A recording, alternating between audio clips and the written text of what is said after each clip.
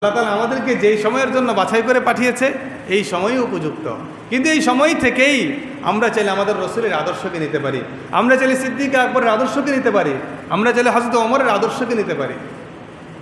যদি শুধুমাত্র বয়ানের মাকসাদ এটাই হয় শুক্রবার মসজিদে আসব, কিছুক্ষণ শুনবো, তারপর চলে যাব, কোনো কিছুই পরিবর্তন করব না, তাহলে আপনার জিন্দেগি কোনো কালেই পরিবর্তন হবে না।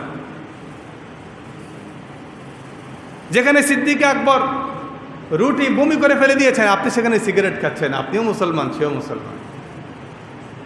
যেখানে ওমর ফারুক দুধ শুধুমাত্র মাকরু, তার জন্য খাওয়া জায়েজ ছিল, কিন্তু সদকা আমি আপনাকে দিয়েছি, তো এটা আবার ঘুরে ফিরে আমার কাছে এসেছে, আপনি আমাকে হাদিয়া দিয়েছেন, হাদিয়া হিসেবে খাওয়া ঠিক ছিল, কিন্তু এদেরও অপছন্দনীয় কাজ তিনি করতে রাজি না, আর আমরা কোকা কোলা খেতে রাজি আছি,